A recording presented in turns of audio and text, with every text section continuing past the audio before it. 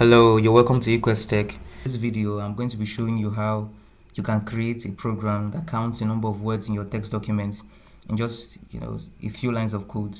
This could come in handy, especially in situations where you have to keep count of how many words you have at each moment while you type a document. For instance, in essays where you're given a word limit, like not less than 500 words and so on. You have to keep track of how many words, so you don't go above the word limit. So we're going to be doing this, creating this program to work in real time, so that as you type, you see statistics. You see the count of how many words you have at each time. So open Notepad. Of course, there are so many editors for editors and IDEs for Python, but I think Notepad is pretty straightforward, especially for beginners and even for advanced programmers. So the first thing to do is to create the input function, which I already have here. So the file name is what you have to impute. So input function, and we create a prompt, or we say please type the path of the file. Now this is very important because sometimes you might have the file in a different directory to the location of your Python file, so you have to specify exactly where it is so your program can correctly see it. And then we go ahead and create a function. We're going to call the function word count, right? And then pass in the file name we just took as input as an argument. And of course, as with all files, I have to open it. So we use the text, the context editor with open, and we pass in the file name,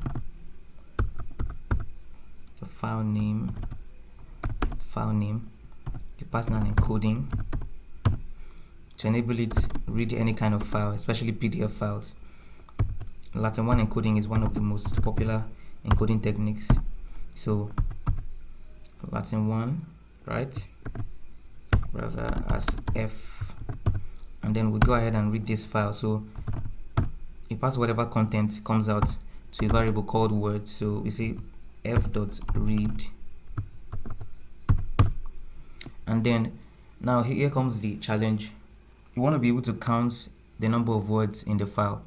How do we do that? We have to break all the words in the file into component words.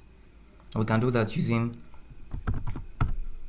the split method. So we just say word count is equal to the words, which is the content of the file, dot split.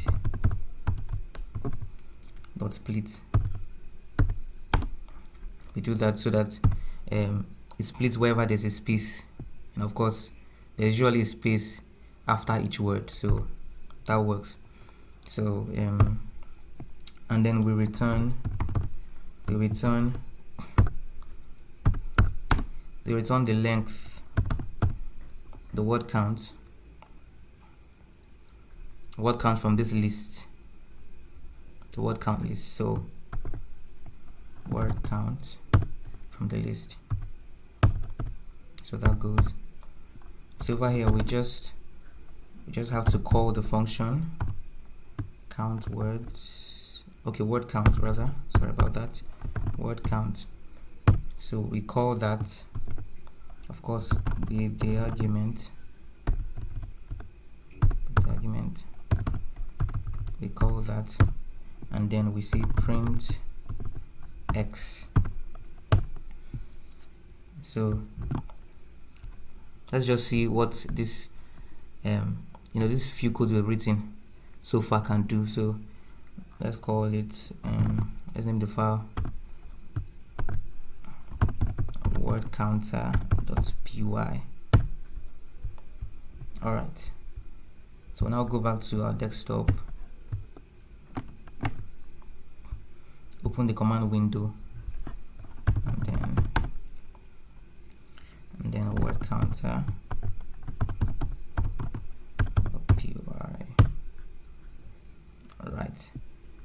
So okay, now it's requesting for a file. So this Python file was saved on the desktop.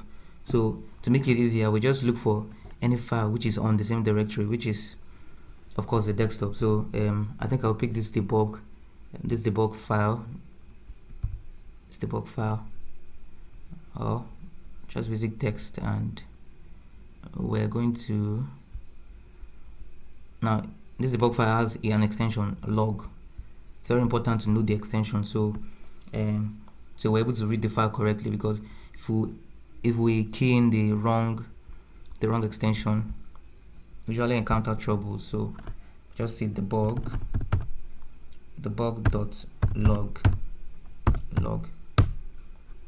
See, that sounds about right. Debug.log, 10 words, right? All right. So, but what if we added a new word here, like they, man, right? Save that, Control S, and then checked here, nothing changed. So we have to figure out how to do that. How do we do that? Let's go back to our text. Text editor. All right. So how do we do that? We want it to run perpetually, to run continuously. So as you type in more words or delete the existing words, there's an update, going on always. So we just say while true. This enables it to run continuously without stopping. So while true.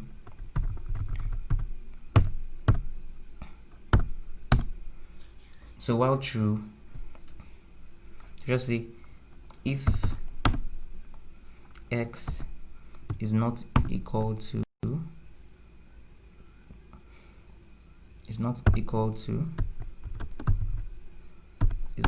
word count, then file name, right? And we print word count, file name. Now what this basically means is whenever I checks, if you look back here, there's a reason why I assigned the word count to x, because basically what we're doing here is cloning whatever values we have here into x, but changing the value of x doesn't affect what is in word count. So when we said x is not equal to word count, what it does is it will run word count again, to see if there's been any change, then compared with the initial value of x. Remember I said changing the value of x or changing the value of count doesn't affect the value of x, and vice versa. So when the value of count changes, x remains the same, meaning x still has the initial value of word count stored in it. So it doesn't change. So whenever there's a distinction in the number of words, the word count automatically prints the updated version, right? And then else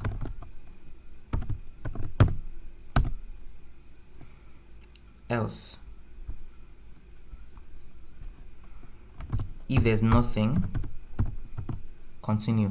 It continues the loop.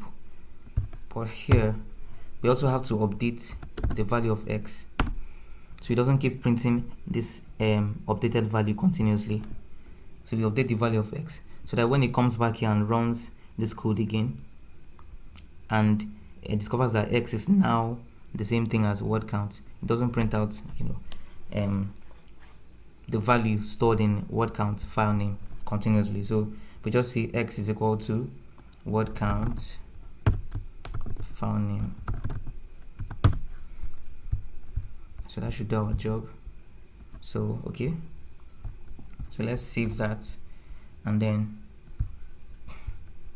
check this Python word counter, right? And then we can, so we have to go back here and put a little space here so it looks nice. So it will have to run this again. So Python word counter. So the file name is debug.log 11. So alright, so let's go back there. Let's go back to our debug file and see if this program works.